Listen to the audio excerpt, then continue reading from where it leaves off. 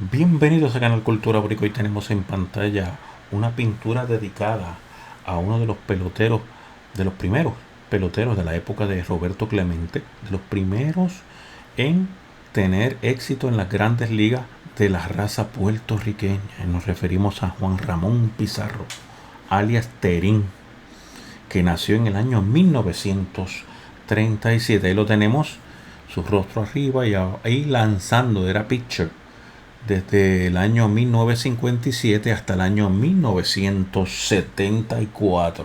Wow. Y llegó a estar en ser lanzador de grandes ligas y obtuvo muchos premios y tuvo que luchar, ¿verdad?, contra el racismo que había durante esa época, que continúa, pero que en aquella época era mucho más fuerte en el área del ambiente del béisbol en las grandes ligas en Estados Unidos. Vamos a escuchar la biografía, que es la que nos puede dar una idea completa de quién era este gran puertorriqueño destacado en las grandes ligas. Juan Ramón Pizarro alias Terín, 7 de febrero de 1937 – 18 de febrero de 2021, fue un lanzador puertorriqueño de las grandes ligas de béisbol, MLB. Jugó durante 18 temporadas en 9 equipos, desde 1957 hasta 1974. En 1964, ganó 19 juegos, 19-9, y lanzó 4 blanqueadas para los Medias Blancas de Chicago. Fue seleccionado para el juego de béisbol All-Star de las Grandes Ligas en 1963 y 1964. Pizarro, nombre de nacimiento: Juan Ramón Pizarro Córdoba, nació en Santurce, Puerto Rico. Comenzó su carrera en el béisbol en 1955 en Puerto Rico como lanzador de los Cangrejeros de Santurce. Durante la Liga Invernal de Puerto Rico 1957 a 1958, jugó para los Criollos de Caguas y fue seleccionado como el jugador más valioso de la temporada. De 1959 a 1960 lanzó por última vez en Puerto Rico para los Cangrejeros del Santurce. Pizarro firmó con los Bravos de Milwaukee como agente libre amateur en 1956. Después de ir 27-6 con un promedio de carreras limpias de 206 en las menores, hizo su debut en las Grandes Ligas el 4 de mayo de 1957 contra los Piratas de Pittsburgh a los 20 años de edad. Lanzó 7 entradas sólidas, permitiendo solo una carrera. Sin embargo, los Bravos lograron solo 2 hits de lanzador contrario Von Law, y Pizarro perdió su debut, 1-0. Para la temporada, tuvo marca de 5-6 con efectividad de 462. Los Bravos vencieron a los Yankees de Nueva York en una serie mundial de 7 juegos ese año. La única aparición de Pizarro se produjo en la derrota de Milwaukee por 12-3 en el tercer juego. Dividió 1958 entre Milwaukee y los Wichita Braves de AAA, y nuevamente fue incluido en la lista de postemporada de los Braves cuando se enfrentaron a los Yankees en la Serie Mundial por segundo año consecutivo. Esta vez los Yankees ganaron la serie en 7 juegos. La única aparición de Pizarro nuevamente fue en una derrota en el quinto juego.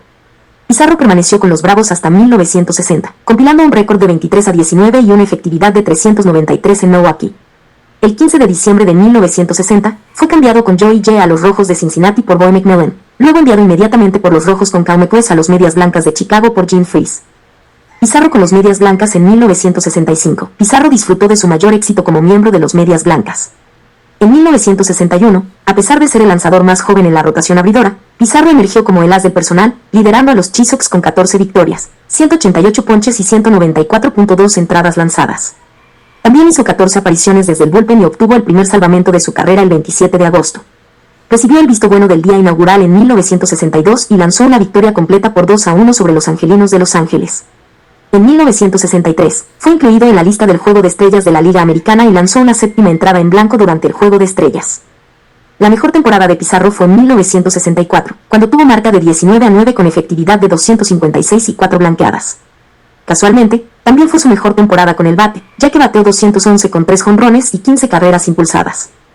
A partir de ahí, las cosas se deterioraron rápidamente para él. Las lesiones limitaron a Pizarro a solo 18 aperturas en 1965.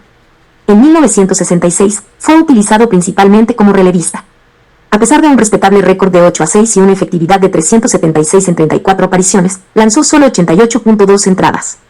Después de la temporada, fue comprado por los Piratas de Pittsburgh.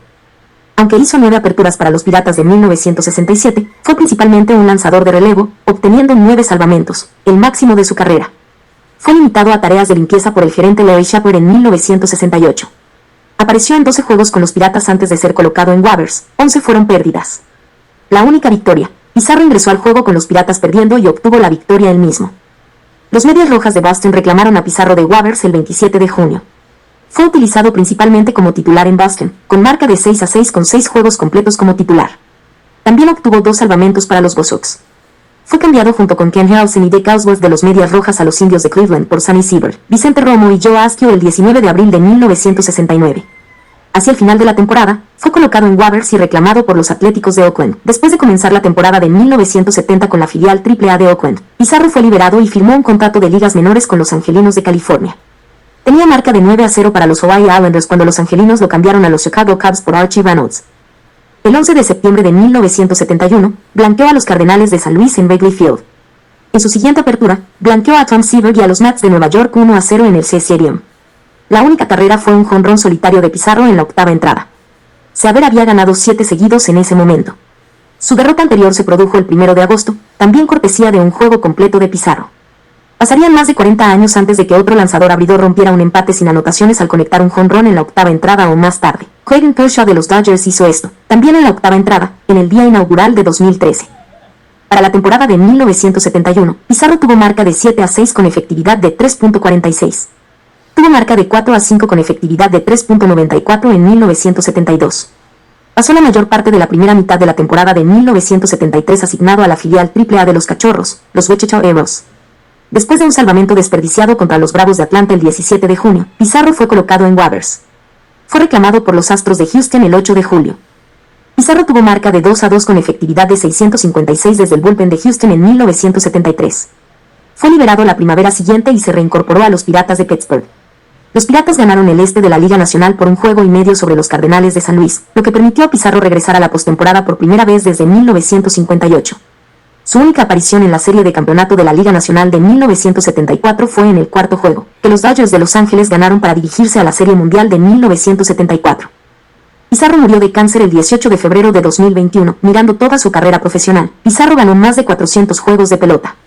Su cuenta de temporada regular es de 392, 197 en los Estados Unidos, 131 en las mayores y 66 en las menores, más 38 más en México a finales de sus 30 años y 157 mientras jugaba pelota invernal en su tierra natal. Su récord final en Puerto Rico fue de 157-110, con una excelente efectividad de 2.51. Solo Rubén Gómez tuvo más victorias, 174, y necesitó 29 temporadas para hacerlo.